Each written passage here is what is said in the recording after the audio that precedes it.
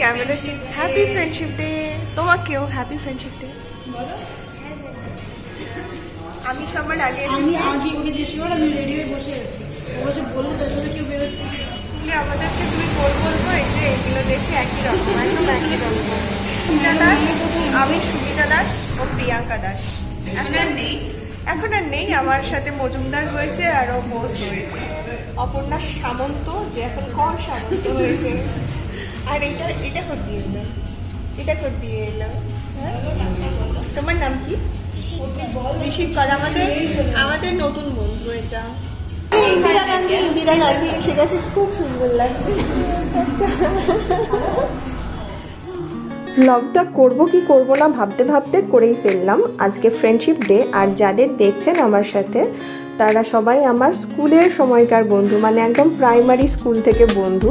এখন আর আমাদের মধ্যে খুব একটা দেখা হয় না নানা কারণে, তবু আমরা চেষ্টা করি এই ফ্রেন্ডশিপ ডেটাতে মানে যে যার মতো চেষ্টা করি যাতে দেখা করতে পারি। তাই ভাবলাম যে না, এই দিনটাকে মিস করলে হয় না, এটা স্মৃতিতে তোলা থাক, সেই জন্য ব্লগটা শুরু করে দিলাম। কিছু মুহূর্ত এখানে তুলে ধরলাম আপনাদের জন্য এবং আমাদের নিজেদের জন্য, তাহলে সাথে থাকুন।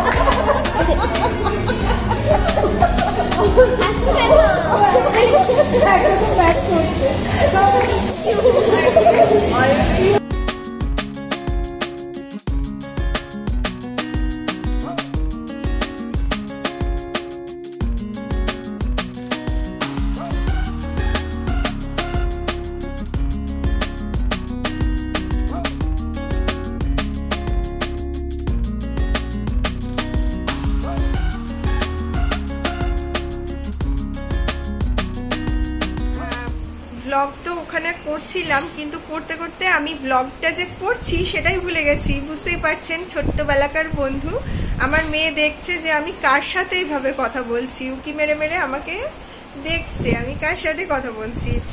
তো ভুলে গেছি। আমি বাড়ি এসে এখন গল্প করতে করতে মনে পড়লো যে ওখানে কি গল্প হলো, সেগুলো আমি হাজবেন্ডকে শোনাচ্ছিলাম।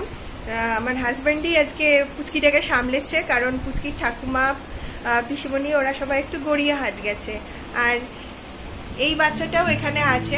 তো দুটো বাচ্চাকে সামলেছে, দুটো বাচ্চা খুব হ্যাঁ কাজ করেছে, হ্যাঁ দুটো বাচ্চা খুব ভালো ছিল, খুব কিউট হয়েছিল। যাই হোক, সবাইকে আবার হ্যাপি ফ্রেন্ডশিপ ডে। যদিও ভিডিওটা পাবেন তখন ফ্রেন্ডশিপ ডে চলে গেছে, কতদিন পরে আপলোড হবে জানি না। তো ঠিক আছে, টাটা, দেখা হচ্ছে পরের ভিডিওতে।